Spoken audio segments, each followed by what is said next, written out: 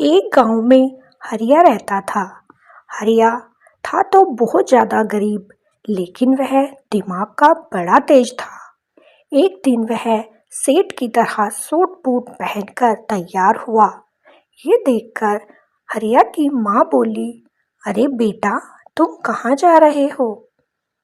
हरिया बोला, माँ, मैं काम धंधे की तलाश में बाहर जा रहा हूँ। कई दिन हो गए हैं घर पर पड़े पड़े, ऐसा कैसे काम चलेगा माँ? हरिया की ये बात सुनकर हरिया की माँ बोली, बेटा, तू जा तो रहा है, लेकिन अपना ध्यान रखना, बाहर बहुत ज़्यादा कमीने लोग रहते हैं, कहीं तेरा पागल ना बना दें। हरिया बोला, अरे माँ, तू चिंता ना कर, मैं तेरा बेटा हूँ और मैं ऐसे ही भला किसी से पागल थोड़े ही ना बन जाऊंगा। अब हरिया घोड़े पर सवार हो वहां से चला गया। जब वह रास्ते में जा रहा था तो उससे थोड़ी दूर पर चार ठग बैठे हुए थे और आपस में बातें कर रहे थे। अरे भाई, कई दिन हो गए, कोई अच्छा शिकार नहीं फंसा, किसी को भी नहीं ठग पाए हैं। काश आज कोई अच्छा सा शिकार मिल जाए तो हम उसे ठग लें। ये बातें चारों बैठे कर ही रहे थे कि एक ठग की नज़र उस हरिया पर पहुंची। उसे देखकर ठगों ने सोचा, अरे वाह, आज तो मोटा बकरा मिला है, ये तो कोई सेठ लगता है, इसको तो आज हम जरूर ठगेंगे। अब हरिया अपने घोड़े पर सवार उन ठगों के पास ही आ रहा था। तभी चारों ठग बोले, अरे भाई, थोड़ी देर विश्राम कर लो, धूप बहुत ज़्यादा है, थोड़ी देर में चले जाना। ये बात सुनकर हरिया बोला, अरे भाई, मुझे बहुत दूर जाना है, अगर मैं यहाँ विश्राम करूँगा तो मुझे देर हो जाएगी। ये बात सुनकर चारों ठग बोले, थोड़ी देर में कुछ नहीं बिगड़ेगा साहब, तुम थोड़ी देर विश्राम तो करो, पानी तो पियो।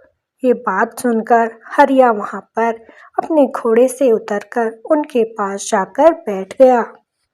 अब ठग आपस में बातें कर ही रहे थे कि तभी एक ठग बोला कि भाई, एक बार मेरे साथ ऐसी घटना हो गई कि तुम विश्वास नहीं करोगे। ये बात जब हरिया ने सुनी तो बोला, अरे भाई, ऐसा क्या हुआ तुम्हारे साथ जो तुम पर कोई विश्वास भी नहीं करेगा? तब ठग बोला, भाई, जिसे भी मैं ये बात बताता हूँ सब झूठ ही बोलते हैं कि झूठा है, ये तो बड़ा झूठा है, तो तुम कैसे विश्वास कर लोगे? तब हरिया बोला, तुम मुझे बताओ तो सही, अगर सत्य होगी तो मैं जरूर सत्य बताऊंगा। तब ठग बोला, मैं बता तो दूंगा, लेकिन एक शर्त लगेगी। हरिया ने कहा, बताओ तुम्हारी क्या शर्त है? तब ठग ने कहा, अरे भाई, अगर तुम्हें मेरी बात सत्य लगी तो ठीक, लेकिन अगर झूठ लगी तो 1000 रुपये देने पड़ेंगे। हरिया ने कहा, ठीक है भाई, मैं तुझे 1000 रुपये दे दूंगा, तू मुझे अपनी बात बता। तब वह ठग बोला, भाई, क्या बताऊं, मेरे पास एक बड़ी ही सुंदर भैंस थी। एक बार मैं उसे खेत में लेकर गया तो वो मेरे गेहूं के खेत में घुस गई। मैंने पूरा का पूरा गेहूं का खेत कटवा दिया, लेकिन वो भैंस न जाने कहाँ चली गई, मुझे उस खेत में नहीं दिखी। उसके बाद मैंने सारे गेहूं को पिसवा डाला, लेकिन वो भैंस तब भी नहीं मिली। उसके बाद मैंने उस गेहूं के आटे की रोटियां बनाकर भी खाई, लेकिन वो भैंस मुझे तब भी नहीं मिली। लेकिन जब मैं आखिरी का निवाला खा रहा था, तभी मेरे मुंह में उस भैंस की पूंछ अटक गई। मैंने बड़ी मुश्किल से उसकी पूंछ पकड़कर भैंस को खींच लिया, तब जाके मेरी भैंस मुझे मिली। उस ठग की ये बात सुनकर हरिया जान गया कि ये तो जरूर कोई ठग लगते हैं, मुझे ठगना चाहते हैं। अगर मैंने कहा कि ये झूठ बोल रहा है तो 1000 रुपये देने पड़ेंगे, इसीलिए मैं सच ही बोल देता हूँ। अब हरिया बोला, अरे भाई, तू बिल्कुल सच कह रहा है, ऐसी घटनाएं तो मेरे साथ भी होती रहती हैं, लेकिन कोई सत्य समझता ही नहीं। ठगों को हरिया की बात सुनकर बड़ा आश्चर्य हुआ और उसकी तरफ देखकर बोले, अरे भाई, तुम्हारे साथ भी ऐसी घटना घटी है क्या? तुम हमें बता सकते हो? तब हरिया बोला, अरे भाई, मैं तुम्हें बता तो दूंगा, लेकिन तुम चारों को भी मुझे अलग से 1000 रुपए देने पड़ेंगे, नहीं तो मैं तुम्हारी कोई बात नहीं मानूंगा। ये बात सुनकर चारों ठग बोले, हाँ हाँ भाई, हम तुम्हें दे देंगे पैसे, तुम हमें अपनी बात बताओ। तब हरिया बोला कि भाई, जब मैं घर से निकला था तो मेरी सेठानी ने मेरे लिए अच्छे अच्छे पकवान बनाए। उनकी खुशबू सूंघकर लग रहा था न जाने कितने स्वाद होगा इनमें। बेचारी मेरे पीछे पीछे यहाँ तक आ गई है। ठगों ने जब सेठ की ये बात सुनी तो उन्होंने इधर उधर देखा, उन्हें कोई सेठानी वहां नहीं नजर आई।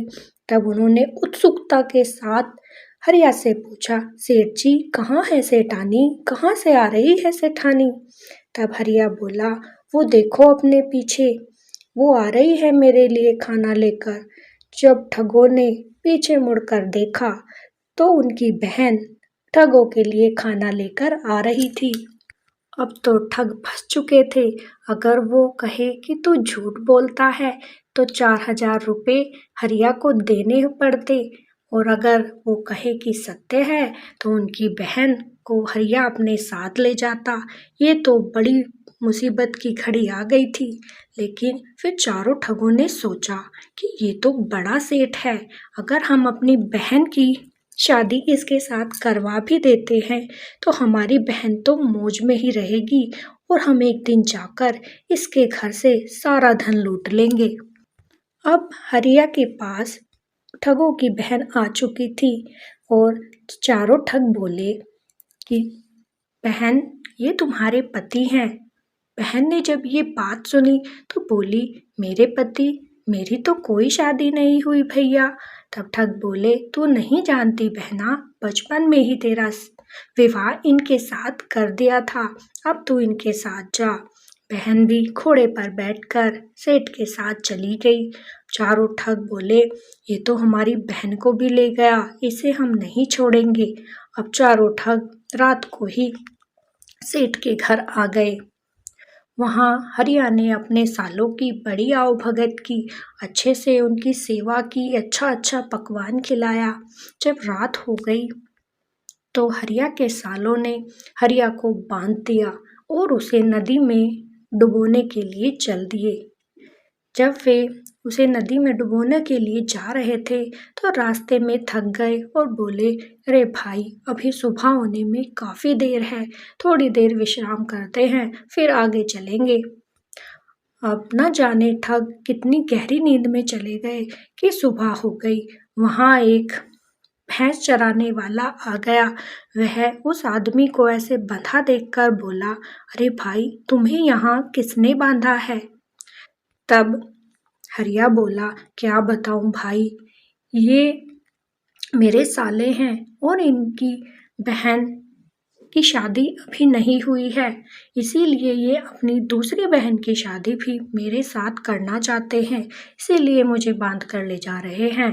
ये बात सुनकर भैंस चरैया बोला, अरे भाई, इन्हें कहो ना कि अपनी बहन की शादी मेरे साथ करवा दे, मैं भी तो अभी तक कंवारा ही हूँ। हरिया बोला, क्या तुझे इसकी बहन से शादी करनी है तो तू एक काम कर, इस चारपाई पर तू लेट जा और कुछ मत बोलना।